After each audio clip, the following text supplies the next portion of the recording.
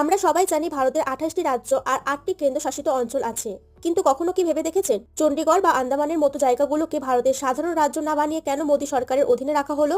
ভারতের এই 8টি অঞ্চলের জন্ম রহস্য জানতে ভিডিওটি শেষ পর্যন্ত দেখুন। চলুন শুরু করা যাক। আন্দামান ও নিকোবর দ্বীপপুঞ্জ। জন্মদিন 1 নভেম্বর 1956। তৈরি হওয়ার কারণ, এটি ভারতের মূল ভূখণ্ড থেকে অনেক দূরে বঙ্গোপসাগরে অবস্থিত। দূরত্বের কারণে একে কোনো রাজ্যের অংশ করা সম্ভব ছিল না। এছাড়া সামুদ্রিক নিরাপত্তা ও প্রতিরক্ষার দিক থেকে এই দ্বীপপুঞ্জের গুরুত্ব অপরিসীম, তাই সুরক্ষার স্বার্থে একে সরাসরি কেন্দ্রের অধীনে আনা হয়।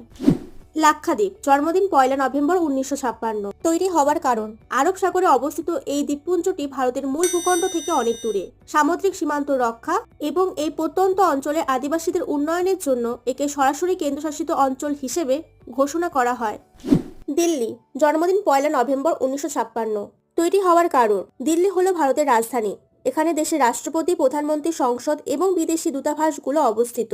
দিল্লির আইন শৃঙ্খলা ও নিরাপত্তা যদি কোনো রাজ্য সরকারের হাতে থাকতো তবে কেন্দ্রের সাথে বিবাদের সৃষ্টি হতে পারত। তাই দেশের রাজধানী সুরক্ষায় একে কেন্দ্রশাসিত অঞ্চল করা হয়। পুদুচেরি। জন্মদিন, মুক্তি দিবস অর্থাৎ প্রকৃত জন্মদিন 1 নভেম্বর 1954। ডিজু ট্রান্সফার ডে অর্থাৎ আইনি জন্মদিন 16 আগস্ট 1962। তৈরি হওয়ার কারণ, পুদুচেরি দীর্ঘদিন ধরে ফরাসিদের উপনিবেশ ছিল, ফলে এখানকার সংস্কৃতি, ভাষা ও স্থাপত্য ভারতের বাকি অংশের চেয়ে আলাদা।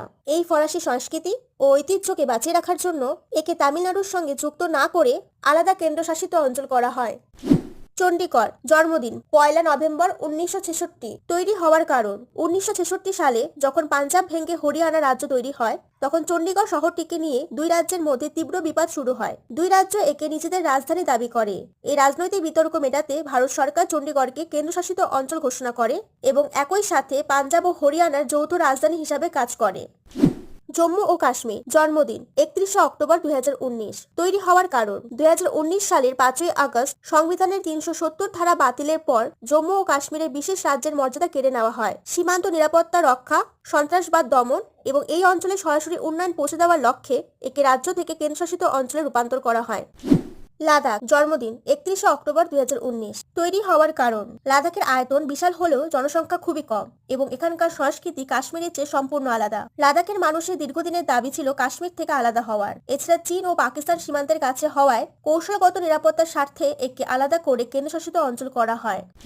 দাদরা ও নগর হাভেলি এবং দমন ও দিউ। জন্মদিন 26 জানুয়ারি 2020। এর আগে এরা আলাদা ছিল, এই দিনে দুটিকে যুক্ত করা হয়। তৈরি হবার কারণ, এই অঞ্চলগুলি দীর্ঘদিন পর্তুগিজদের অধীনে ছিল। এদের নিজস্ব সাংস্কৃতিক ঐতিহ্য রক্ষার জন্য প্রথমে আলাদা রাখা হয়েছিল। পরবর্তীতে 2020 সালে প্রশাসনিক খরচ কমাতে এবং সুশাসনের সুবিধার্থে এই দুটি কেন্দ্রশাসিত অঞ্চলকে জুড়ে একটি করে দেওয়া হয়।